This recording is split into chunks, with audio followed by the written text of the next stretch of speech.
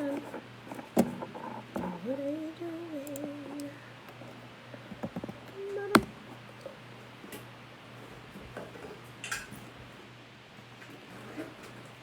Most child.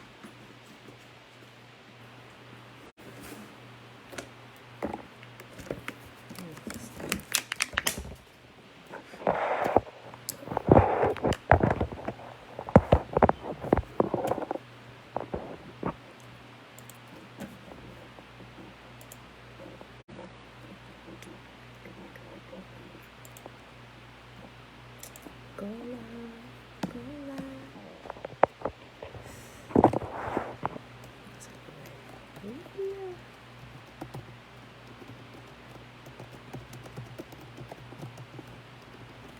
Okay, gotta bring up YouTube.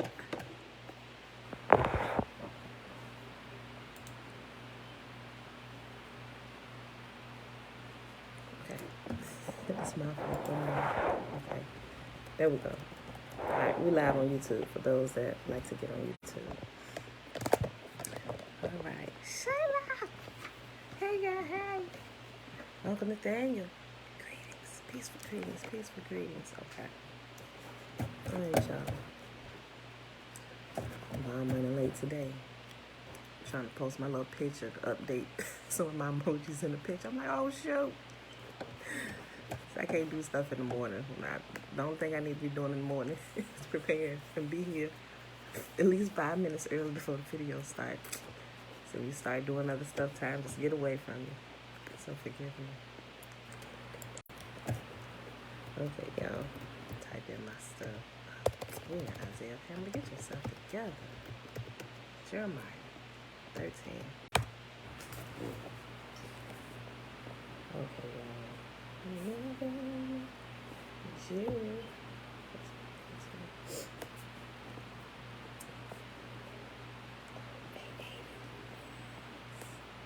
Guys, we close to the 900-day mark. Trina, hey.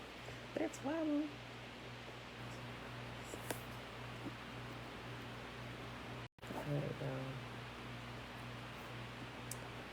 All right, y'all. Happy Tuesday.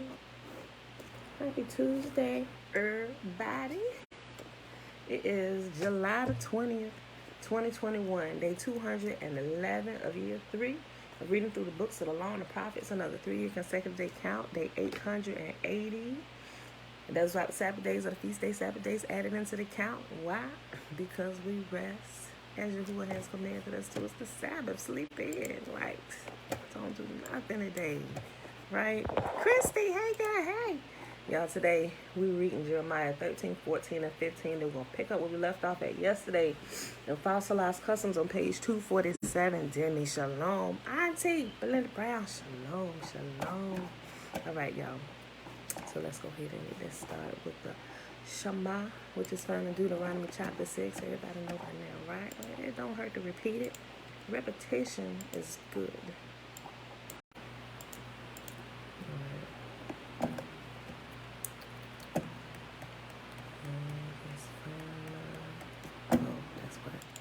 Search. I added all these notes yesterday. That's fine. Let's push down to the bottom. Okay, y'all. Hear, therefore, O Israel, and observe to do it, that it may be well with you, and that you may increase mightily, as Yahuwah, the Elohim of our fathers, has promised us, and the land flows with milk and honey. Hear, O Israel, Yahuwah, our mighty one, he is one, not multiple gods, not multiple personalities, but he is one God, one and one alone. Always has been, always will be. And you shall love Yahuwah, your Elohim, with all your heart, with all your soul, and with all your might. And these words which I command you this day shall be in your heart, and you shall teach them diligently unto your children, and shall talk of them when you sit in your house, when you walk by the way, when you lie down, and when you rise up. And you shall bind them for a sign upon your hand, and they shall be as frontlets between your eyes, and you shall write them upon the posts of your house and on your gates. And Yahuwah commanded us to do all these statutes, to fear Yahuwah, our mighty one, for our good always, that he might preserve us alive as it is at this day. And it shall be our righteousness if we observe to if we observe to do these commandments before Yahuwah Almighty One as He has commanded us. Alright, y'all. Let's minimize this. Hop on over here to Jeremiah chapter 13. Alright, we're talking about Jeremiah's linen cloth. Okay. This is what Yahuwah said to me. Go and buy a linen loincloth, would he cover up his privates with, his man parts. Go and buy a linen loincloth and put it on, but do not wash it. So I bought the linen cloth as Yahuwah directed me, and I put it on. Then Yahuwah gave me another message. Take the linen loincloth you are wearing and go to the Euphrates River.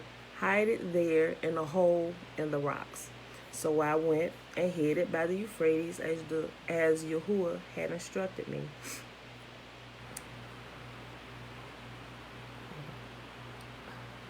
Jumped up all the way up the screen. Hold on. Okay, back to verse 6. A long time afterward, Yahuwah said to me, go back to the Euphrates and get the loincloth I told you to hide there. So I went to the Euphrates and dug it out of the hole where I had hidden it, but now it was rotting and falling apart. The loincloth was good for nothing. Then I received this message from Yahuwah. This is what Yahuwah says. This shows how I will rot away the pride of Judah and Jerusalem. These wicked people refuse to listen to me. They stubbornly follow their own desires and worship other gods. Therefore, they will become like this loincloth, good for nothing. As a loincloth clings to a man's waist, so I created, excuse me, hold on, already. Voice is cracking. Sorry, y'all. Okay, let's start that over. I'm sorry. Then I received this message from Yahuwah. We're on verse 8. Now verse 9. This is what Yahuwah says. This shows how I will rot away the pride of Judah and Jerusalem. These wicked people refuse to listen to me. They stubbornly follow their own desires and worship other gods. Therefore, they will become like this loincloth, good for nothing. As a loincloth or drawers or underwear, that's what he's talking about. If y'all ain't get what a loin, although I explained to everybody here, no, but just in case we got somebody new that come in on a loin. What's a loincloth? Your drawers, right? As a loincloth clings to a man's waist, so I created Judah and Israel to cling to me, says Yahuwah. They were to be my people, my pride, my glory, and honor to my name, but they would not listen to me. So tell them, this is what Yahuwah, the God of Israel, says. May all your jars be filled with wine. And they will reply, of course, jars are made to be filled with wine. Then tell them, no, this is what Yahuwah means. I will fill everyone in this land with drunkenness, from the king sitting on David's throne to the priests and the prophets, right down to the common people of Jerusalem. I will smash them against each other, even parents against children, says Yahuwah. I will not let my pity or mercy or compassion keep me from destroying them. And I can imagine one of them probably said to y'all, so you just woke up and chose violence this morning, huh? You gonna smash us like wine jars? No, he didn't wake up and choose violence. Y'all been choosing violence from day one. And he just meeting your violence with his violence. A warning against pride. Listen and pay attention. Do not be arrogant, for Yahuwah has spoken. Give glory to Yahuwah your God before it is too late. Acknowledge him before he brings darkness upon you, causing you to stumble and fall on the darkening mountains. For then, when you look for light, you will only find terrible darkness and gloom. And if you refuse to listen, and if you still refuse to listen, I will weep alone because of your pride. My eyes will overflow with tears because Yahuwah's flock will be led away into exile. So notice how he always tell them, look, if you don't get it together, this is what I'm going to do, right? And he just constantly, just like we find ourselves doing with our children, didn't I tell you to stop? Keep on now.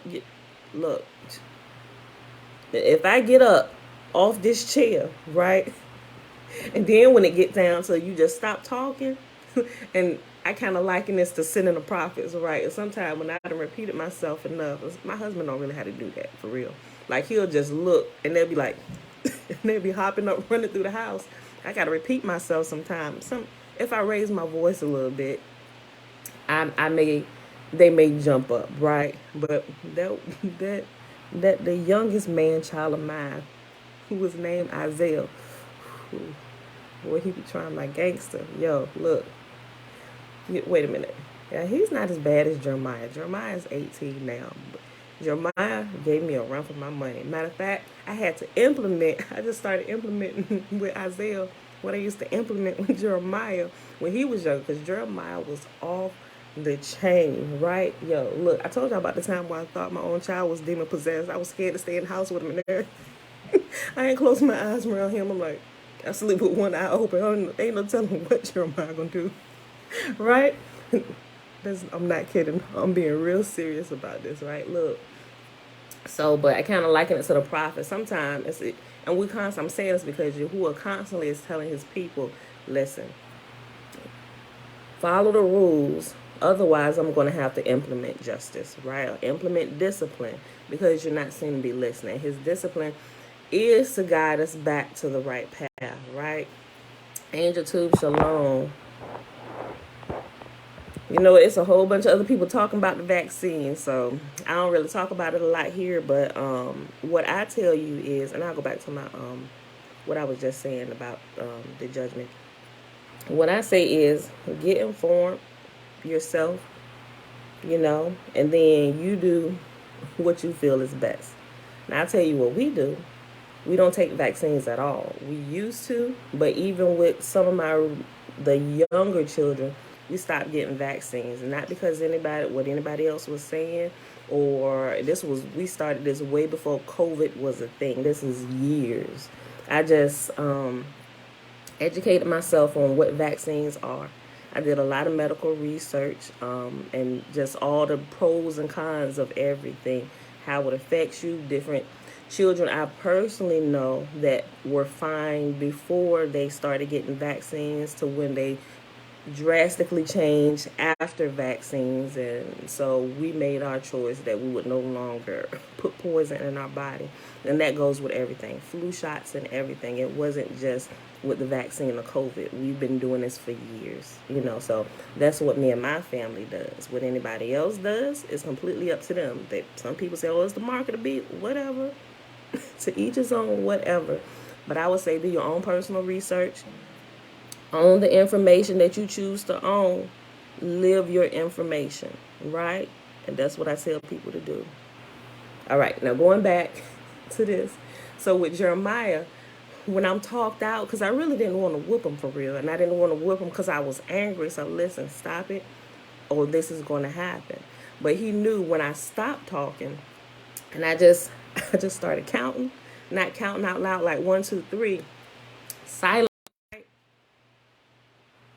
And he know when I got to 3, that was it. So you should never let it get to 3. Now, my girlfriend was the one that told me about this because of her kids. She was like, Pam, you might need to try this. So I'm just telling you what I need to do with, I ain't going to say his name, with my son. I'm like, okay, I might need to try that. She said, now listen. She said, start it off. Don't just go to the fingers. She said, count out loud where they can hear you count, but get their attention. And while they hear you count, also use your fingers. She said, you got to marry your voice with your finger counting where they can see and hear. She said, now, I kid you not, and I'm only telling you from my experience, they may start counting with you. I'm like, what? Girl, they got up and smacked them down to the floor. She said, no, they got to get used to what you about to do. I'm like, okay. But sure enough, with Jeremiah, like, the first time he saw me, I was like, 1.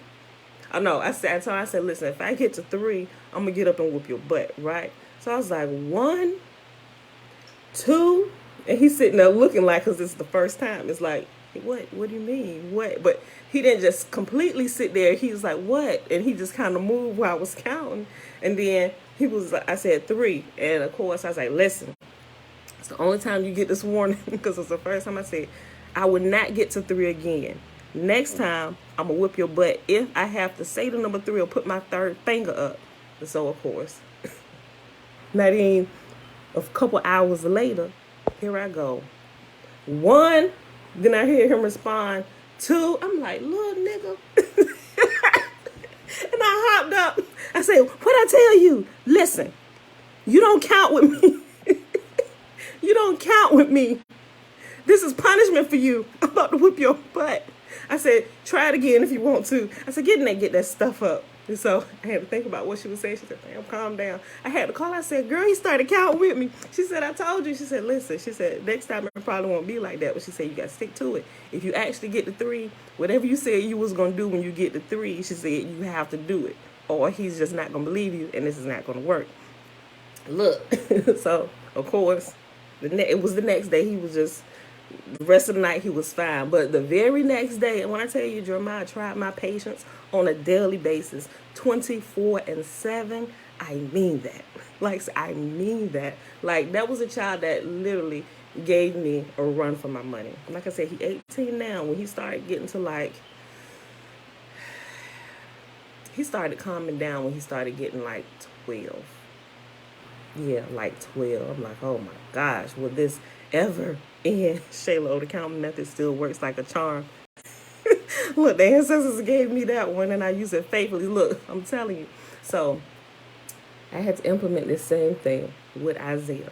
But when I implemented with him, I rounded all 4 of them up, the youngest 4, Joshua, Josiah, Isaiah, and Bella. I said, listen here. I said, I'm doing way too much talking to y'all, right? I said, listen, I'm going to just explain how this works. I ain't going to be doing this y'all no more. I'm like, oh, yes, especially in public, Shayla. Look, I'm not into the habit of constantly repeating myself with y'all. I said, and I sit back here and I watch y'all. Y'all dare to come down. Y'all hear him coming down the stairs. Y'all start running through here, straightening up, sitting down on the couch. I'm like, where's my respect? I said, so you know what? Y'all gonna start respecting me just like y'all respect y'all daddy. I said, but I'm gonna help y'all along the way just in case you forget who you're dealing with. I said, now we're gonna implement, and I actually explained that to the 4 small ones. I said, we're gonna implement this little method. If you hear me counting out loud, know I also got my hands up so you can look around and you can verify, oh, this is what she was talking about. 1, I said, if you hear me or see me counting, you better know I'm serious. And if I get to 3, that's y'all tails, right? So they was like, okay, now Josh is like the perfect child. Like, you really only have to tell Josh something one time and he just, and if you ain't doing it, what did mama say? Or what did daddy say? If I go tell them, you in trouble, right? Josh like, man, I ain't getting in trouble for y'all. I don't like pain. I'm just going to do this right the first time so I go about my business. That's Josh. Saya, he's a little more stubborn, right? And he going to be like, well, why I got to do it? I'm always the one that got to do this. Isaiah, he's just like, whatever. Y'all, I'm going to go hide and I'm going to let y'all do all this. Bella, she just going to sit and whine for a little bit. I'm going to just pick up my stuff, right? Look. Auntie, she said, see, I told you Josh was supposed to be mine. Yeah, he's like the perfect angel child. Like, I would say Elijah and Josh, they're almost like one and the same. They're like the perfect angel children. Oh, I can pair them up. Jeez. And my oldest one and my 3rd oldest one, like Elijah and Josh. Then Jeremiah and Isaiah, the 2 terrorists. Then, Saya and Bella, they don't really pair up a lot. Saya is, they got they own thing, right? Bella, she thinks she runs everything. She cool, but don't get on sis bad side, right? Because the whole house is going to know it. Like, I wasn't used to, y'all know how girls scream and do like them screeching voices? I wasn't used to that. We had 5 boys before her. She comes in and changed the entire dynamic of the house. Even I am laid back. You never really hear me scream. This child, I'm like, listen, if you don't go in there and get your daughter, I said, why is she screaming like that? I had to call my sister. I'm like, did the girl scream like this? She said, girl, all the time. I'm like, look, we need to do something about this. Okay, but enough of that story. So it's like this. Yahuwah, he's constantly telling them, right? And so he's like, listen. So to me, when I read this, it's like, yep, he's doing that finger count method with them, right? So I kind of liken it to how I discipline our children. Now we did have to kick the two oldest out. Like we did go as far as kicking them out, right?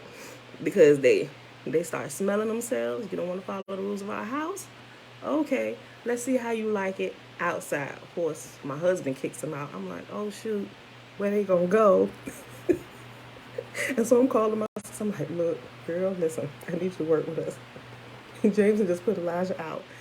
Can you drive? Man, she got to drive like an hour to get to me. I said, he couldn't take nothing with him out the house. Now, I agree. So Elijah smelling himself, right? You want to smoke weed in our cars and try and air it out? Like, we don't know what weed smell like. Right? Like, we ain't never smelled weed and all this little stuff. And then you lie to us to our face? Bruh, no. You're not going to dishonor our house and our stuff that we let you use belongs to us.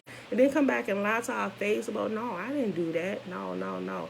We know what marijuana smell like, right? So, but anyway, I called Alicia. Here Alicia comes driving from Newport News to pick up Elijah. Hey, girl, hey. Remember when James kicked Elijah out? I called her. I was like, can you please come get him? I said, because I don't know if it's crazies out here. And it was kind of, it wasn't that cold, but it was kind of a cool night, if I remember correctly. He said, oh, you want to be grown? He said, get out of our house. And you can't take nothing we gave you. We'll let you keep on what you got on your back. Matter of fact, no, give me that shirt. So I think Elijah had on a wife beater and some shorts and his socks and tennis shoes and his drawers. We weren't gonna set him out there naked, but we needed to prove a point. Now I may not have necessarily at that point put him outside the house, right? I don't necessarily disagree with smoking marijuana. Smoking marijuana wasn't the issue. It was the lying about the smoking of marijuana. Like we were dumb, like we didn't know what marijuana smelled like, right? Not that we say, oh, our kids can smoke. Get what I'm saying, y'all. It wasn't the fact about the marijuana. It was the whole lying and doing it in our vehicle and stuff, right? So she did. She came and she picked him up. I said, girl, about this, because he took his cell phone, everything, so he wouldn't have been able to contact nobody. But what I think he did, if I remember correctly, he had walked a couple blocks to the McDonald's, and somebody inside of McDonald's let them use their cell phone. And I think he had called Leisha, if I remember correctly, but I had already called Leisha, so she was on her way anyway. So when they came back, when she got here, Leisha came back, kind of circled the neighborhood, and she called my set. It was Walgreens, okay, not McDonald's. It was Walgreens, okay. My sister up here said it was Walgreens, and so she said, "Girl, is it okay if we come to the house and you bring me some clothes?" I said, Leisha, I wish I could. I said, but James just kicked him out. I said, and I can't bring no clothes out the house. He just gonna have to make do with what he got on. But I don't remember. Did I bring anything out? I was like, yeah, no, he can't have anything, But I think I may have taken his wallet out there, but nothing else. Because we was trying to prove a point, right? And it ain't like we were kicking him out forever. It's just like, we need you to understand the rules of this house. And if you're going to live here, you got to abide by these rules. You can't do whatever you want to do. If you want to smoke weed in your vehicles, then you move out. You get your own vehicle, pay your own insurance and car note, and you can smoke weed in your vehicle all day long. But if you want to live in our house and we let you use our stuff, this is what we require of you. Keep it clean. Put gas in it. Don't smoke cigarettes nor marijuana in our vehicle. We won't let you do it in the house. Don't smoke cigarettes in the house. Nobody. My husband never even ever smoked in the house, right? So it's like, we keep to these rules ourselves. So you also keep to them, right? So it's the same thing. And so that's why I really like reading through a lot of these Bible stories, because, well, before it wasn't. When I started having multiple kids, I'm like, yo, y'all, I know what you're talking about. They be acting a fool, right? So that's why I take such joy in reading this and sharing the stories along with it, because I feel it. Maybe if your kids haven't gotten that old, they still kind of young, unless you have terrors while they're young. You can't really relate for real, right? But I can relate all day long. So when it get back to the counting, so with Isaiah, and he's really the only one I had to implement this with, right? Like, by the time I get to 3, because when I did it, all the kids was around. I said, one. I only had to count out loud one time. I had to even use it last night with him because he was playing around with Bella, put her in a chokehold while we were sitting watching a movie last night. I'm like, get on the floor. Get on the floor. But Ma, I said, get on the floor. I said, excuse me. He said, but it was her. I said, and he looked at me, he like, really? I said, and he just hopped up off the bed like, shoot, Bella, you make me sick. You should get on the floor too. Got me kicked off the bed. So it works really well. Joy, shalom, sis, shalom. Okay, so let's go back to this. Look, okay.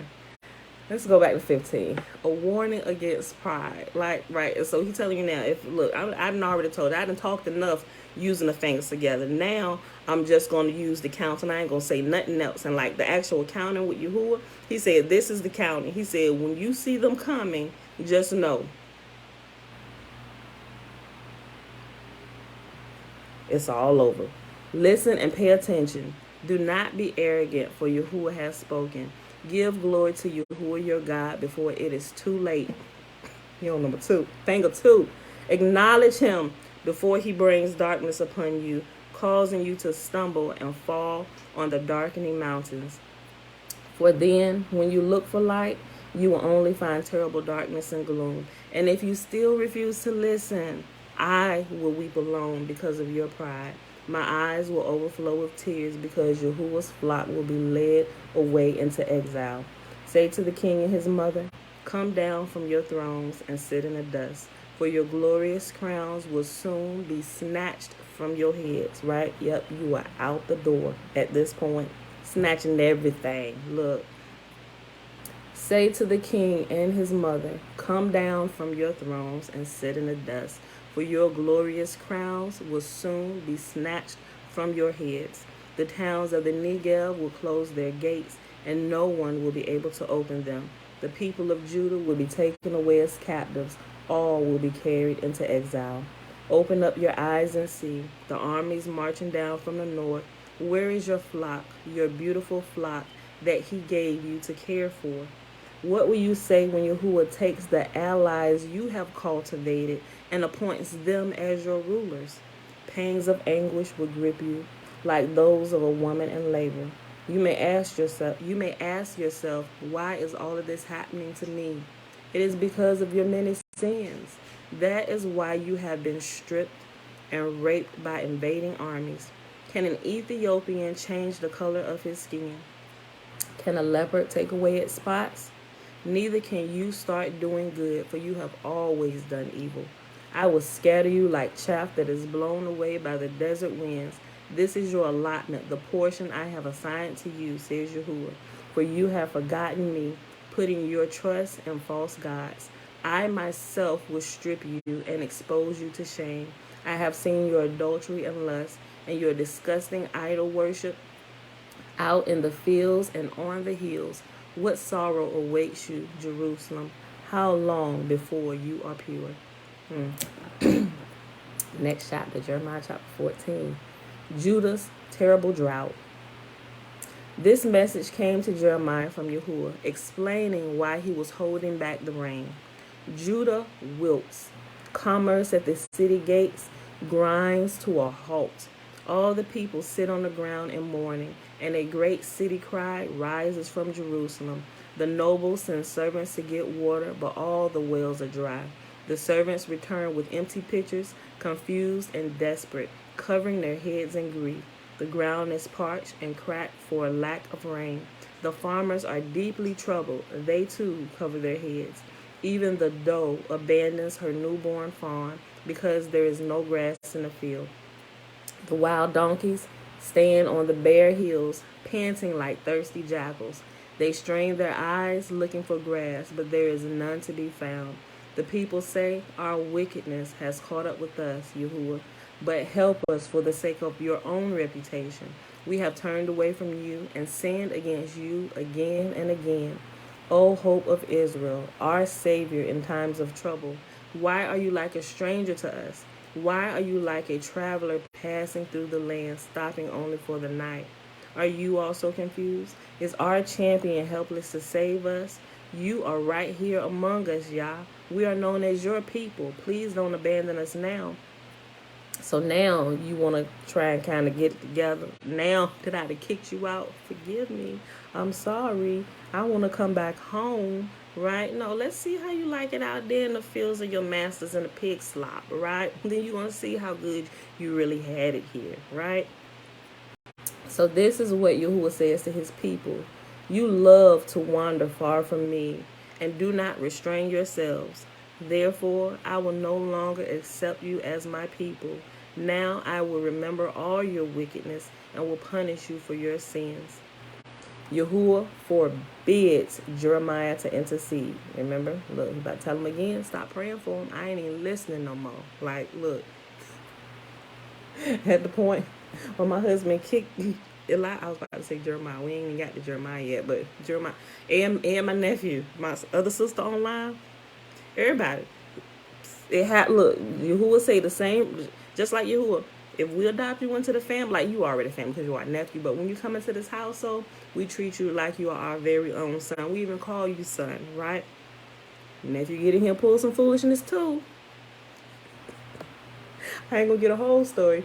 He get in here and pulls foolishness too, and you got to go out too. He found himself kick it from the house too.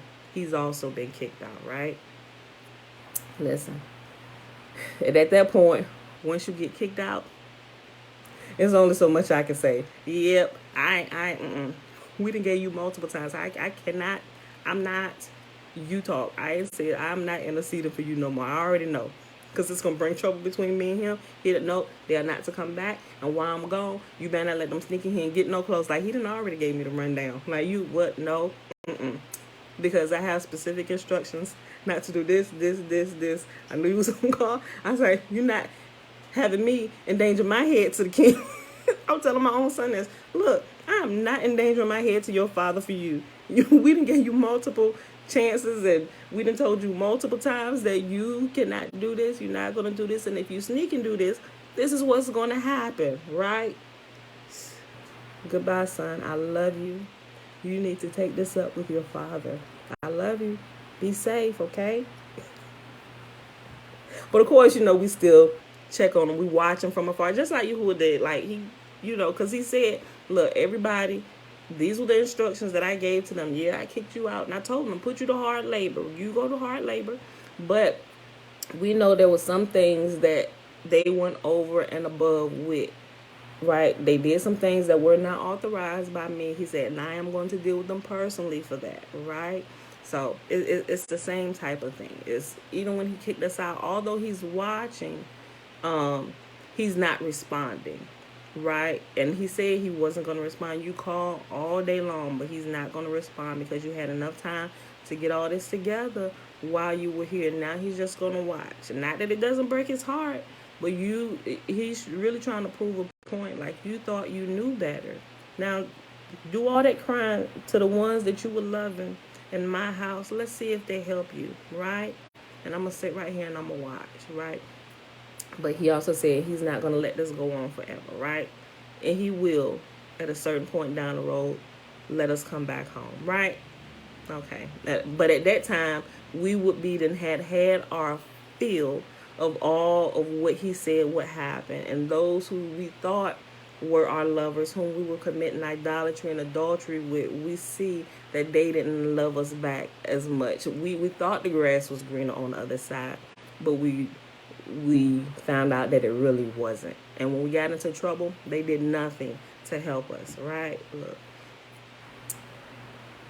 Then Yahuwah said to me, do not pray for these people anymore. When they fast, I will pay no attention. When they present their burnt offerings and grain offerings to me, I will not accept them. Instead, I will devour them with war, famine, and disease. Then I said, O sovereign Lord, their prophets are telling them all is well. No war or famine will come. Yahuwah will surely send you peace. Then Yahuwah said, these prophets are telling lies in my name. I did not send them or tell them to speak. I did not give them any messages. They prophesy of visions and revelations they have never seen or heard. They speak foolishness, make made up in their own lying hearts. Therefore, this is what Yahuwah says: I will punish these lying prophets, for they have spoken in my name, even though I never sent them. Y'all think that's still happening today? It surely is. And it's a bunch of them on YouTube, not just on YouTube. They everywhere, prophesying lies in Yahuwah's name. Things they've never seen before from Yahuwah. Things they've never heard before from Yahuwah. And some of them are actually lying on Yahuwah, saying that they spoke to him. Yahuwah said, I ain't speaking nothing to them, right? Some of them I know for certain. They sound convinced, and I had to go check. I'm like, wait, something this important, you would have said something to me, right? Did I tell you that? No. Well, you ain't got to worry about it, do you? Oh, okay. Well, I'm going to unsubscribe to them because they doing a lot of this. They almost got me with their scared tactics, and they sound so convincing. I had to unsubscribe to a lot of them who said, I didn't tell you that. And I know I hear from y'all, right? Okay. So, and also, a lot of time people, because I'm also a dreamer, but I know how dreams work, right? Your dreams can be infiltrated. If you are, if there is something that you are super infatuated with, it can begin to taint your dreams. It really can. And that's why you have to test everything, even your very own dreams, even dreams that you think you may have from Yah. They have to be tested, right? And there is a way to do that. Like everything that Yahuwah tells, I keep repeating this because it's so true. Everything. Otherwise, you can be led away with dreams. You can be led away with visions. Yahuwah specifically even talks about this in Deuteronomy chapter 13 and Deuteronomy chapter 13 and 18. Yeah, I think it's Deuteronomy 13 and Deuteronomy 18. It's talking about dreamers of dreams and lying prophets. And even if the dreams come true, even if the prophecies come true, Yahuwah said, do not believe them or do not go with them. He said, because I am testing you to see if you will obey me. And a lot of time we're seeing that a lot of people is not obeying Yah. They're obeying this dream or this prophecy that has come to pass, that this person has given and shared with people. I'm telling you, you test it. What does Yah say? What do we know that Yah has said from his own lips? Does it line up with that? Yahuwah said, I don't care if it did come to pass. I don't care if it did happen. That's what people miss. Yahuwah said, I don't care if what they prophesied came to pass. I don't care if their dream came true. What did I say? And if their dream or their vision conflicts with what Yahuwah has said, or the basis of Yahuwah's character and what we know, or how we know he operates, if it goes against that, there is a problem. And we should step back. Sure, it came to pass, but I'm going to step back on this because and that's how I keep myself safe. I don't know about y'all, but I'm just telling you, go back and read Deuteronomy chapter 13 and Deuteronomy chapter 18. And you will see Yahuwah is very, very specific about that. Because those that don't follow that, that's how they led away with these prophets prophesying and prophesying, and some of these dreamers of dreams and giving visions and stuff, right? It's a mess. Listen. Verse 14. Then Yahuwah said, these prophets are telling lies in my name. I did not send them or tell them to speak. I did not give them any messages. They prophesy of visions and revelations they have never seen or heard. They speak foolishness made up in their own lying hearts. Therefore, this is what Yahuwah says. I will punish these lying prophets, for they have spoken in my name, even though I never sent them. They say that no war or famine will come, but they themselves will die by war and famine. As for the people to whom they prophesy, their bodies will be thrown out into the streets in Jerusalem, victims of famine and war. There will be none left to bury them. Husbands, wives, sons, and daughters, all will be gone. For I will pour out their own wickedness on them.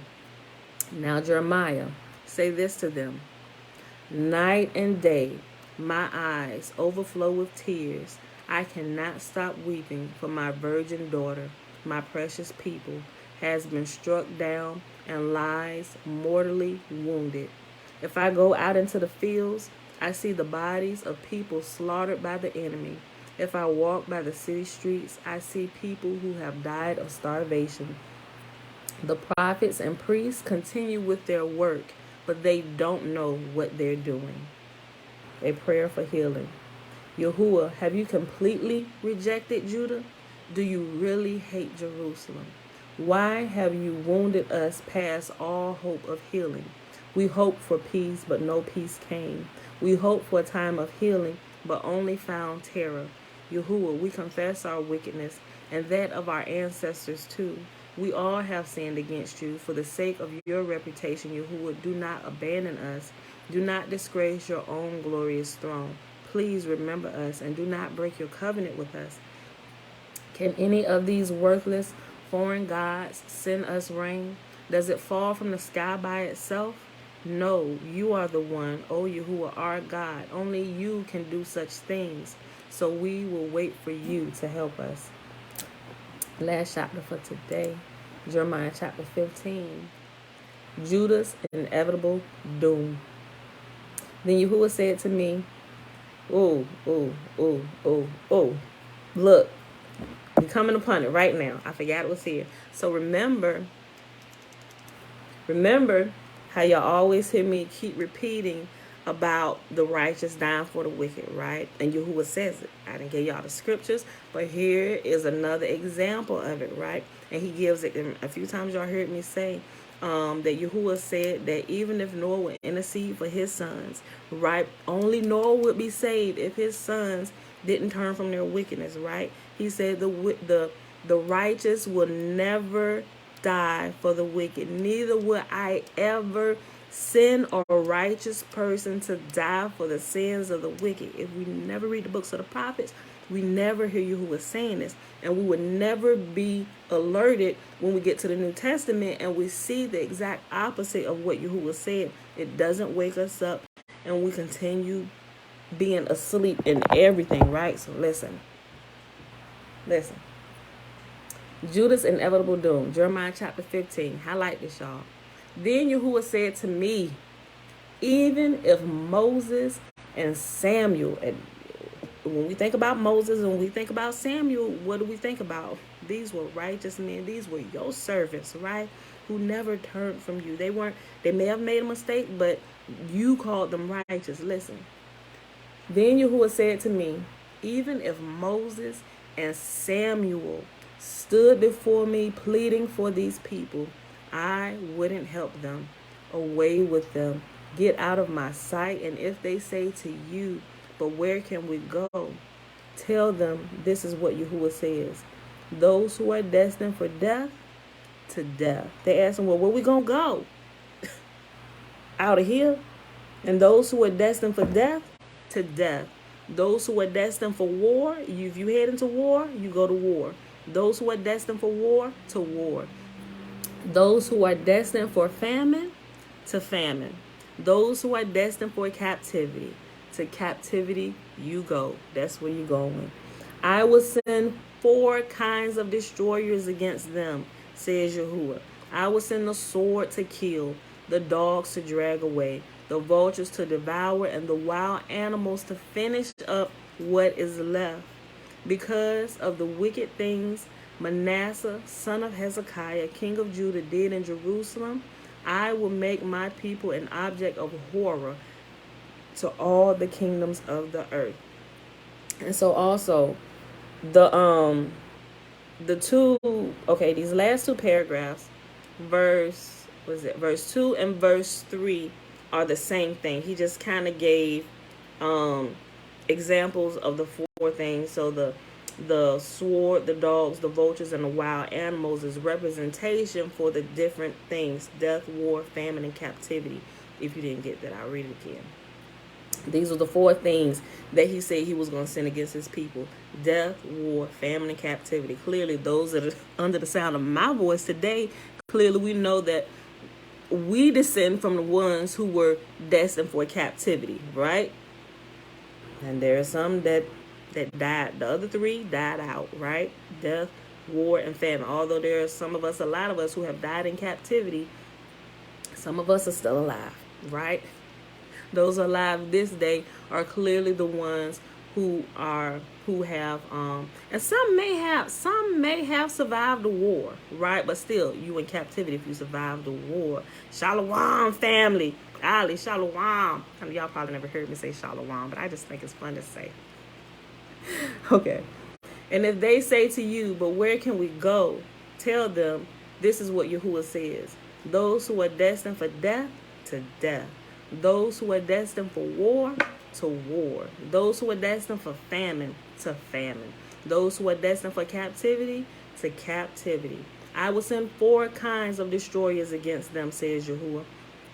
I will send the sword to kill, the dogs to drag away, the vultures to devour, and the wild animals to finish up what is left. Because of the wicked things Manasseh, son of Hezekiah, king of Judah, did in Jerusalem, I will make my people an object of horror to all the kingdoms of the earth. Remember, he always came down hard on the kings. Why? Because the kings will lead the entire nation astray. So he called out Manasseh, right? You caused your entire nation to go astray, king, right? Son of Hezekiah, king of Judah. Who will feel sorry for you, Jerusalem? Who will weep for you?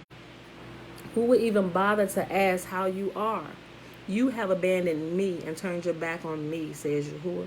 Therefore, I will raise my fist to destroy you. I'm tired. Look, I am tired of always giving you another chance. Out the door you go. Right? Therefore, I will raise my fist to destroy you. I am tired of always giving you another chance. I will winnow you like grain at the gates of your cities and take away the children you hold dear. I will destroy my own people. It's going to hurt me more than it's going to hurt you. I will destroy my own people because they refuse to change their evil ways. There will be more widows than the grains of sand on the seashore. At noontime, I will bring a disaster against the mothers of young men. I will cause anguish and terror to suddenly come upon them. The mother of seven grows faint and grasps for breath. Her son has gone down while it is still day. She sits childless now, disgraced and humiliated, and I will hand over those who are left to be killed by the enemy. I, Yahuwah, have spoken. Jeremiah's complaint. Then I said, what sorrow is mine, my mother? Oh, that I had died at birth. I am hated everywhere I go. I am neither a lender who threatens to foreclose, nor a borrower who refuses to pay. Yet they all curse me. Yahuwah replied, I will take care of you, Jeremiah. Your enemies will ask you to plead on their behalf in times of trouble and distress.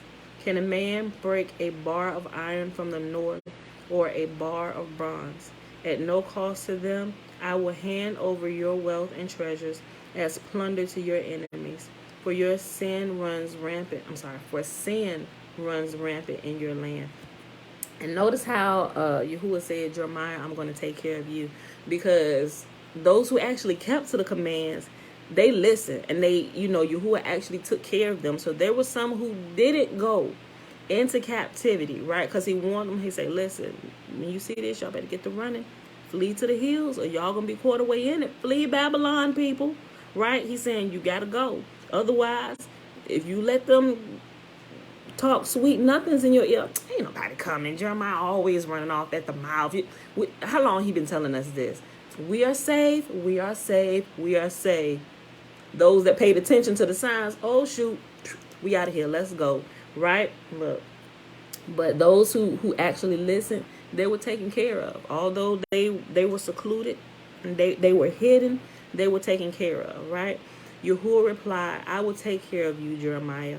Your enemies will ask you to plead on their behalf. We can see that even today. People that get in trouble or they done something foolish, the first person they go to call, if they have any kind of honor towards Yah at all, they'll be like, Father, forgive me. Oh, Lord, I'm going to hell. And they'll find somebody. People not crazy. People know people who they have an idea whom they think are on good terms with Yah. And they'll go to them, can you pray for me? Look, They won't go talk to nobody. They could be acting all crazy, but let something happen. They gonna call that person they know how to pray, or their grandmother that they know is close with the Most High. They gonna call grandma. They gonna call Big Mama. They gonna call Auntie. They gonna call Medea. They can call who they know knows Yah, and that Yah knows them. Right? Not that they couldn't directly go, but people have this like it's this they feel like, oh, I sin so much he's not going to listen to me. Well, he actually would. Like, you don't really have to go through anybody. You can just truly be sorry and repentant and just go right to him. Like, I know we not on the best of terms right now, and I know it's all because of me, but it seemed like I just can't get this right. I need your help. I'm sorry. Right? Okay, y'all get it. Then Yahuwah replied, I will take care of you, Jeremiah. Your enemies will ask you to plead on their behalf in times of trouble and distress. Can a man break a bar of iron from the north, or a bar of bronze? At no cost to them, I will hand over your wealth and treasures as plunder to your enemies, for sin runs rampant in your land. I will tell your enemies to take you as captives to a foreign land, for my anger blazes like a fire that will burn forever. Then I said, Yahuwah, you know what's happening to me. Please step in and help me. Punish my persecutors. Please give me time. Don't let me die young. It's for your sake that I'm suffering. He's not talking about enemy, like literal enemies. He's literally talking about his family, right? His own brothers and sisters. He's talking about Judah, Jerusalem, his very own blood-born people, right? That's who's persecuting him. Please give me time. Don't let me die young. It's for your sake that I'm suffering, right? I'm telling them the truth, but they're persecuting me because I'm just passing the message. They getting mad with me. Why didn't they get mad with you? It's for your sake that I'm suffering. When I discovered your words, I devoured them. They are my joy and my heart's delight, for I bear your name. O Yah, God of heaven's armies. I never joined the people in their merry feast. I sat alone because your hand was on me. I was filled with indignation at their sins. Why then does my suffering continue? Why is my wound so incurable? Your help seems as uncertain as a seasonal brook, like a spring that has gone dry. He said this to y'all. This is how Yahuwah responds. If you return to me, I will restore you so you can continue to serve me. If you speak good words rather than worthless ones, you will be my spokesperson. You must influence them. Do not let them influence you. They will fight against you like an attacking army, but I will make you as secure as a fortified wall of bronze. They will not conquer you, for I am with you to protect and rescue you. I, Yahuwah, have spoken. Yes, I will certainly keep you safe from these wicked men. I will rescue you from their cruel hands. And that is our reading for today. And if you don't know, Yahuwah absolutely kept his word to Jeremiah. Although Jeremiah went into captivity with them and he died in captivity, the prophet Jeremiah died at a ripe old age, right? Even every time they tried to kill him, they dropped him down in the system, everything. Jeremiah was always saved, right? Jeremiah was always rescued. Yahuwah always sent somebody to pull Jeremiah out of whatever they had wrapped him up in to literally destroy him and to kill him, right? All right, y'all. So I really love the reading for today. Let's go ahead and over here to Fossilized Customs, page 247. Where we at? We in 52 minutes. Oh my gosh, I'll be running my mouth. Look, but I like to share the stories with y'all. Okay, so yesterday we left off on he was given different reasons, right? The list of reasons why those who only calculate time in the days by only the moon, why these reasons are wrong, right? So we talked about it enough for everybody to know that you can't just use the moon. We clearly know that just using the moon is wrong because you may get some things right, but you're going to miscalculate others if your only source for keeping time across the earth is only the moon. You must use the sun, moon, and the stars. Anybody download that night sky app? Oh, yo, look. I wish I had a regular not wind up like an analog clock, but It's cool, y'all. Look, even because I told y'all how our clocks, our watches, yeah, our clocks or watches or whatever, all it is a representation of those who know how to calculate time in the sky, right? So even if you use like a regular analog clock with the numbers with 12 at the top and a 6 at the bottom, and you know it goes around, you can actually take that and put it up in the sky, and it just, you got to use your imagination, because clearly you're not going to see the zodiac in the sky, but they use that they use the zodiac, so the constellations. Don't get sidetracked like, oh, cutting her off, talking about astrology. No, I'm trying to show you what they did. And so when you're looking at, oh, they say the moon is in Aquarius or whatever. If you hear that and you hear a couple other things, but if you know how the zodiac or whatever, how the signs are in the sky, you can put a clock up there, a number, digital clock or analog or whatever. Like I'm talking about the regular clock with the long hand and the short hand. It's based off of that, or where the clock is based off the clock in the sky, right? And you can look at it and you will see how in each number, 12, 1, 2, 3, all the way around, all of those numbers actually have a zodiac sign of Aries, Leo, Gemini, all of this stuff. So when you hear this, I'm like, oh shoot, like, right? So remember, when you're learning this stuff, you have to separate the truth from the error, right? And they get a lot of spooky church people off because they married some truth and given names to sections in the sky, where really the sections in the sky will pinpoint different stars that are fixed in the firmament. Yo, if you download the Night Sky app, you'll see what I'm talking about, right? And so if you get that and you look at it, it will blow your mind.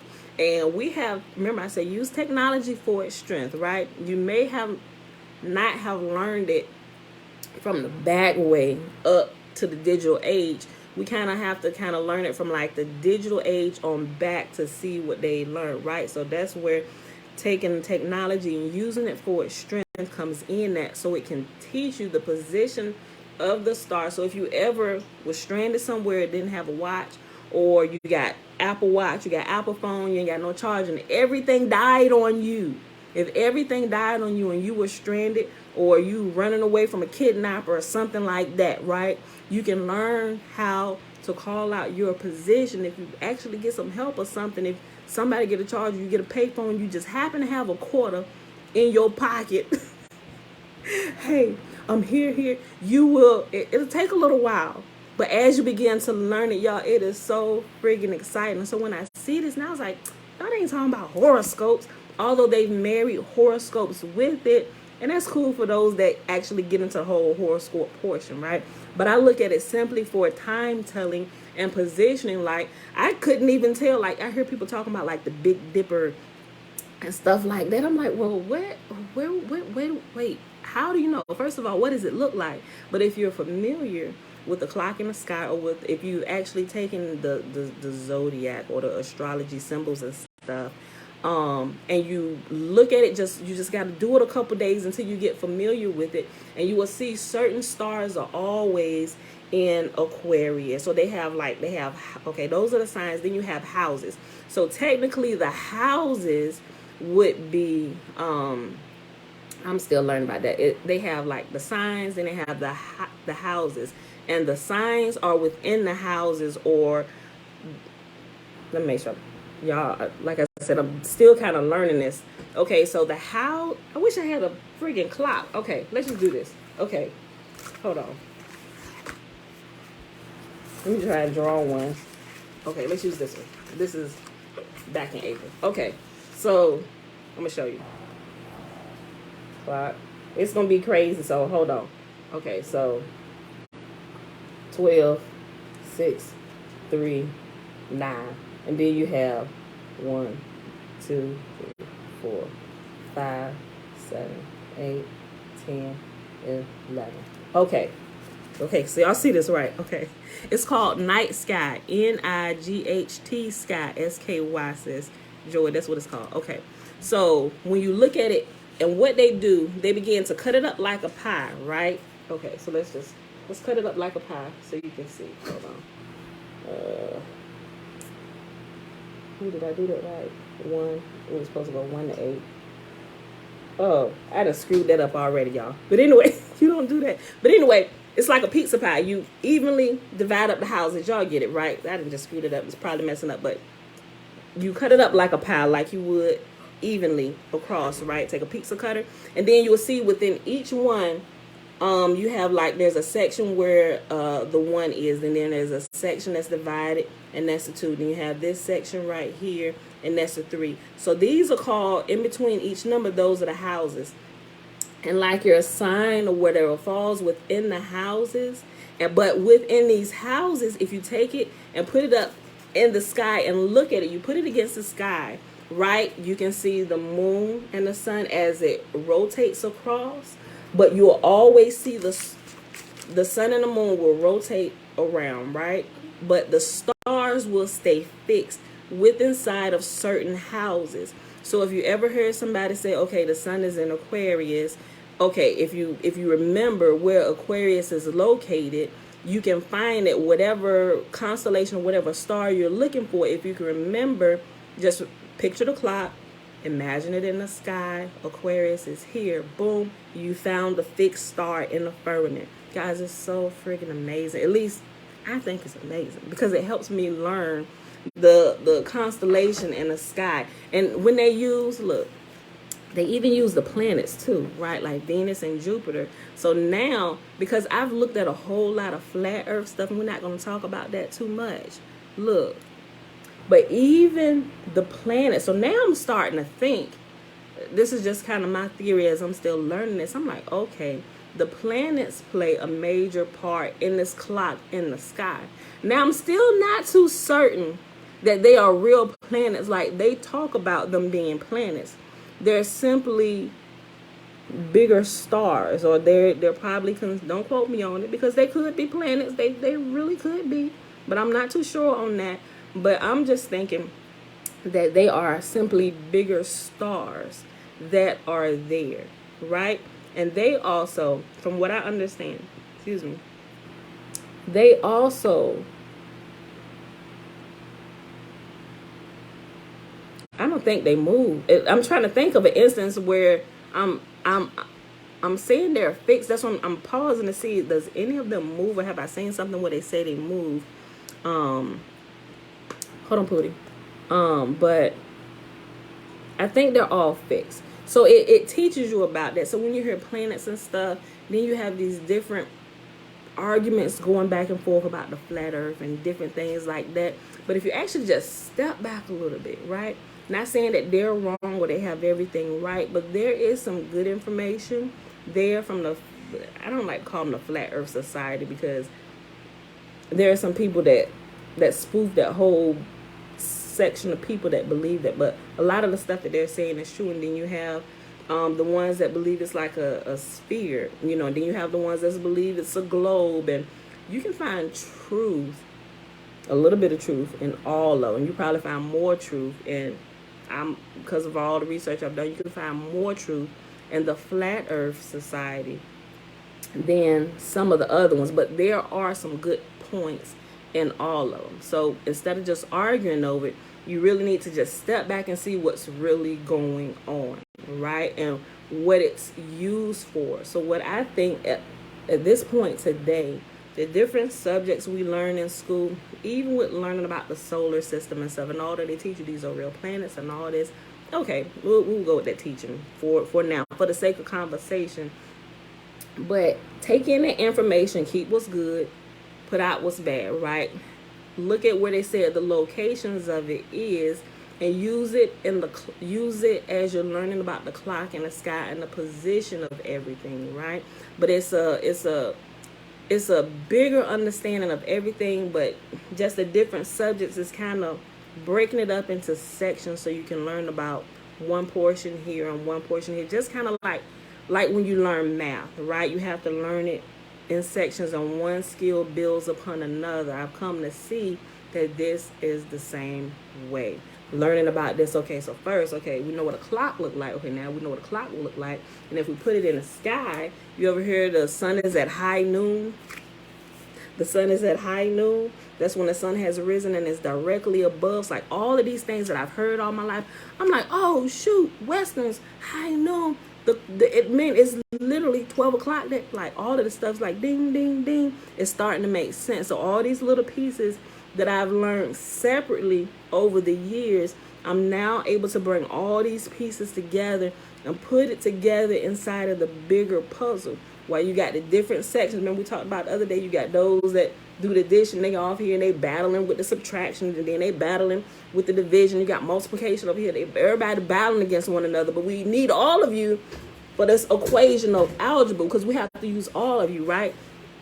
Everything is good and perfect in its own little section, right? But when it's time to see the bigger picture, y'all need to step out of y'all comfort zone and learn how to work with the other portions of math, so to speak, right? And it's the same thing with the skies and the constellations. All these things, you take out the, what do I want to say?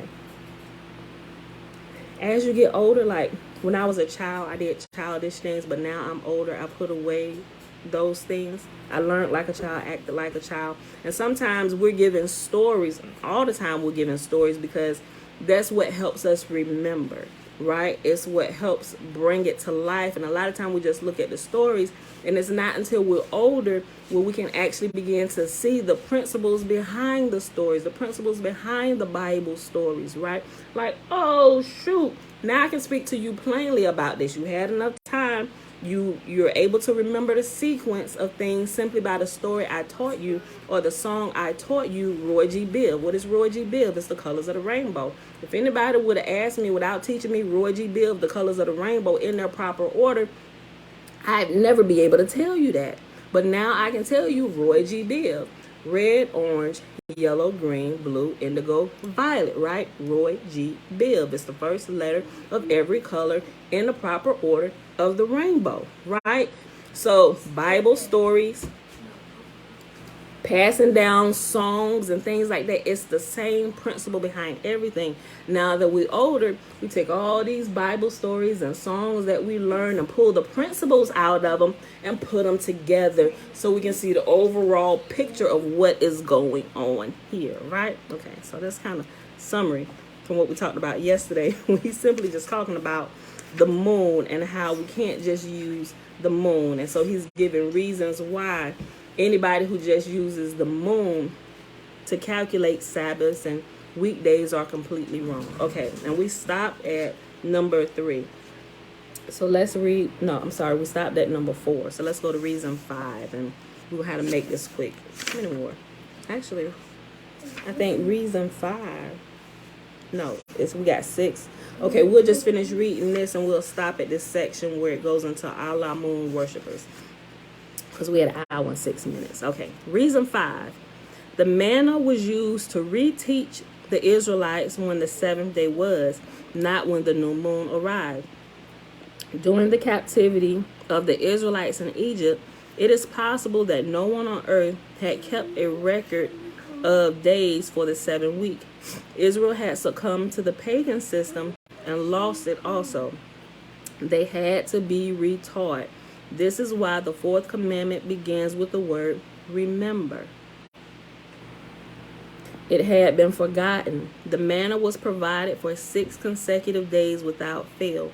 There was no interruption in the cycle mentioned, nor did the new moon come in any references that pertained to the manna. A double portion of manna coming before each new moon would surely have been a signal, and yet there is no record of this occurring. The new moons have no connection to the 7th day week. Reason number 6. The Yahudim, or the Israelites, have kept the heartbeat of the 7th day week since they were among the Israelites being retrained by man. Hold on, let me read that again. The Yahudim have kept the heartbeat of the 7-day week since they were among the Israelites being retrained by the manna cycle in the wilderness. There is no record or any hint that a change in this pattern ever occurred. These are among the elect of Yahuwah. They have preserved the words of Torah, prophets, and writings for us. They are also the direct recipients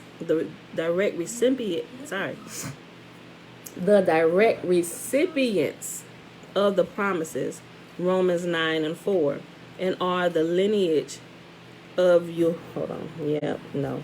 They're not the lineage of Yahusha, because he died. There is nothing else coming after him, right? He had no children. Nobody came from him, right? So that's wrong. I crossed that out.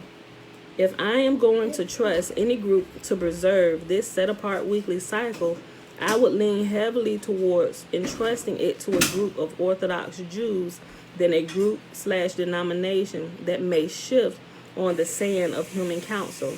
Ephraim is a scriptural term used for Gentile dispersed descendants of Joseph and the other lost tribes.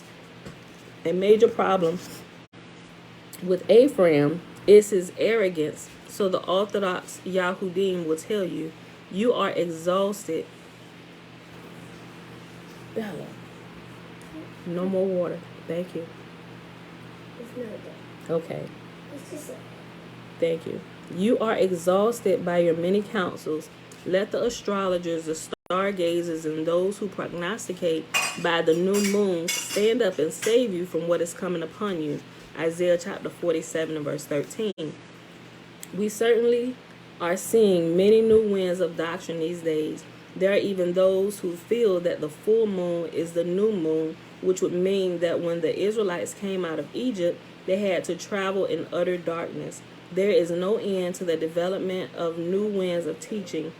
What is most important is what is most important is that we listen to the advice of Ephesians chapter 4 and not lose sight of our foundation. Many now realize that the Nicolaitans designed a crafty plot to control over civilization. From ancient cultures to the present, the authority over mankind has been a fusion or blend of religious and political purpose.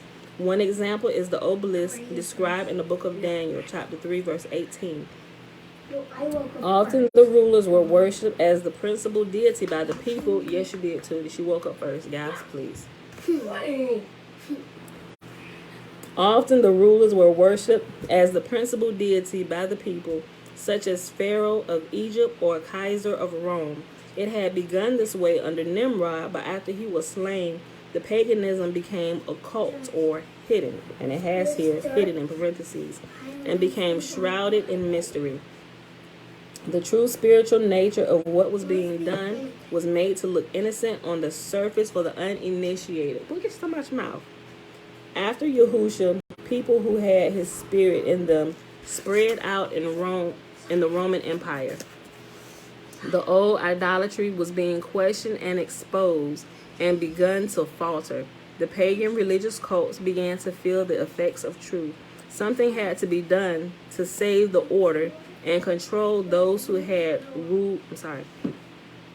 Something had to be done to save the order and control which those who ruled civilization had, and their religious paganism was failing. Along came Constantine, a compromiser who could find the middle ground. Keeping the previous pagan priesthood and their framework intact, he brought together the elders of the Nazarene from all over the Roman Empire to Nicaea in 325 CE, the first council of the Catholic Church. Upon hearing some of these matters being discussed, many elders fled for their lives. The elders who remained helped formulate what later became known as Catholicism, and they adopted the creed or constitution of the Roman Church, the Nicene Creed. This was to fight against what was called the Arian doctrine, thought to be a heresy at that time. Research Arianism. It has that in parentheses and say you should go research what that is. The pagan leaven would eventually leaven the whole lump. Paul told the former pagan Corinthians to purge out the old leaven and be a new unleavened lump. You can find that in 1 Corinthians chapter 5, verses 6 through 13. Yahusha also described this at Luke 13:21. The former line of Kaisers were a family line, but Constantine was a break in that line but he became the father of the empire, assuming both political and religious control. The former Caesar, or Khazar, took titles such as Pontifex Maximus and Pope, and in parentheses it has father, and ruled over a body of pagan priests called the Curia. In Latin it's called council. The members of this body were called cardinals, which we clearly know that they're still called that today, right? They dress in them the red robes. Sometimes they're in black, but they're called the cardinals. Matter of fact, recently, a couple years ago, maybe last year, they had their first black cardinal, right? And I'm like, whoosh, this is getting worse and worse. The members of this body were called cardinals, from the Latin word cardo, meaning hinge. The idea that they were a hinge, in the parentheses, of a door, suggested that they, assisting the high priest of Janus, who was the door to the Elysian fields, the pagans' heaven.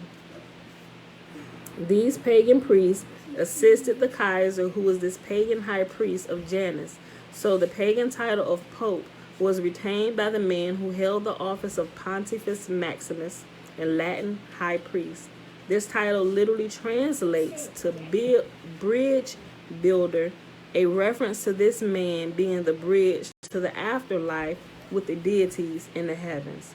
With this framework remaining in place, the central control of the pagan administration could go on, simply blending in with the elements of the messianic belief, but leaving out the elements essential to the obedience of Yahuwah. The pagan organization in place retained the office or title of the Pope, the body of priests called cardinals, and even the word curia for council. The Pope was no longer thought of as the high priest of Janus, but to literally be the authority of Christ on earth. The former pagan pattern was brought through perfectly intact. Idolatry mixed with truth became clothed in former framework of sun worship. The main objective was to anger our Creator by mixing the patterns of idolatry together with truth so that it would become poison, and scripture calls poison wormwood, right? Darkness and light would mix together and be taught for centuries through a pagan framework of priests and a calendar based on idolatry. They didn't even have to put in a change of address. Rome remained the office of the fourth beast of Daniel, which will remain until the time of wrath. And that is our reading for today. And this is where we will stop. We will pick this back up here on the next page, on page 249 tomorrow. All right, y'all. That's it for today. I know we went just a little bit long because I was telling y'all so many stories and stuff. I'm sorry. Oh, I forgot to put what you call it back here at the beginning of the month. Oh, it's probably the same as this picture say. Yes. Look. Girl, quit yanking my I arm. was digging for shells. How about, okay, first of all, you lucky I removed that plant from that pot. Don't get that dirt on the floor. I know. Digging for shells. Who put shells in there? No, these things. Oh, that comes in a potting mix. It's not shells, y'all. Okay. All right, y'all. It is Tuesday, July the 20th, 2021, day 211 of year 3, reading through the books of the law and the prophets, and of the 3-year consecutive day count, day 880, 880. That is without the Sabbath days or the feast day Sabbath days added into the count. Why? Because we rest. Because it's the Sabbath day. Yahuwah told us to chill out, right? Today we read Jeremiah chapter 13, 14, and 15, and we read Fossilized Customs, page 247, all the way to page 248. All right, y'all, let's go ahead and do the blessing and get out of here today. You know what, Joy? I thought the app was on. She said the Night Sky app is just on for the iPhones. iPhones, you can put it on iPads too. I thought they had it on Android, but there is another. It's one close to it. I actually downloaded it yesterday.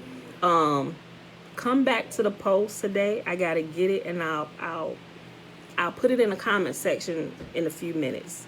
because I gotta look it up. I gotta open it and stuff and make sure it's the right one. But I believe that's for Android, and it's kind of close to the night sky. If I had to choose, I'm gonna go with night sky all day long. Like I haven't seen a better one, but like I said, the one that I saw yesterday is pretty new. It looks almost the same, so I'm gonna take it. But with the night sky, you can open it up like inside your house, and it'll look like you're outside, and you can just turn around and you can see all the constellations in their place and stuff.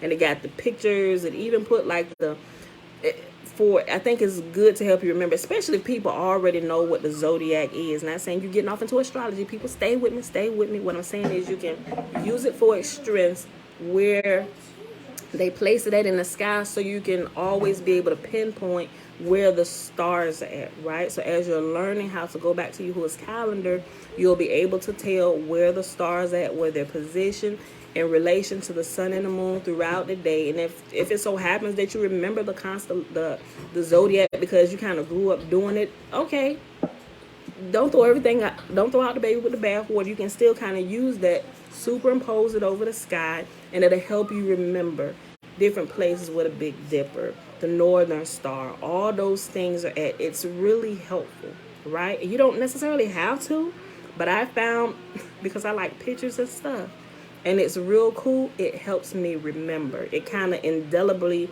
imprints it on my mind. So when I look up, although I don't see like the ram and the Taurus bull and all that stuff in the sky, because I can picture, if it's during the day and it's high noon, I can picture where everything is, because I know what the clock looks like, longhand, shorthand, put it up against the sky like this, and it's easy. Even during the day, I can tell you exactly what direction or what portion of the sky where it is. I'm able to tell what side of the earth I'm on.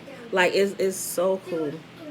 Okay, so I'll put that in there for you, Joy. So just give me a few minutes after I end the video, and I'll put it in the comment section. It won't be the live chat, because I think by the time I pull it up, it only give you maybe like 2 minutes to keep responding in the live chat after I end the video. So it's going to be in the actual comment section of the video. All right, so I put it there, look for it, and I make sure it has Android. If that one, I think that's for Android, but if it's not, I'll look through it and see the next best one. I kind of go through it before I post it, and we'll see. Just kind of look at it. All right. Okay, y'all. So let's do the blessing. And anybody else that got Android too and may not have like an iPad or something, you can use it too. All right. But I think it's really cool. Like, even if you don't even care to figure out the time in the sky, or if you're fine, but you know, it's just really good to know. It's really good research, and if you have children, you know, I think it's a good teaching tool, especially when you get to that portion of your learning and teaching. Shucks, you can even look at it when y'all learning about the clouds and stuff, if you do that portion in science. Whatever, it's just a cool app. The blessing is found in Numbers chapter 6, verses 22 through 27. Remember, the first 21 verses is the Nazarite vow. Man or woman can take it. And Yahuwah spake unto Moses, saying, Speak unto Aaron and unto his son, saying, On this wise ye shall bless the children of Israel, saying unto them, May Yahuwah bless us and keep us. May Yahuwah make his face to shine upon us and be gracious unto us. May Yahuwah lift up his countenance upon us and give us peace. And they shall put my name upon the children of Israel, and I will bless them. All right, beautiful people, be on the lookout. I'll post it here in the comment section of Facebook too. So I'll put both of them, night sky, just in case you don't know, and the one compatible for Android, the best one. Hopefully it's close to night sky. All right, y'all. Love y'all, and I will see y'all tomorrow morning, bright and early, 7:15 a.m. Watch outside so she can climb up here. You know she was coming to end the video. Come on, sis. Come on. Get up here. Come on. All right, y'all. See you in the morning. Peace. Go ahead.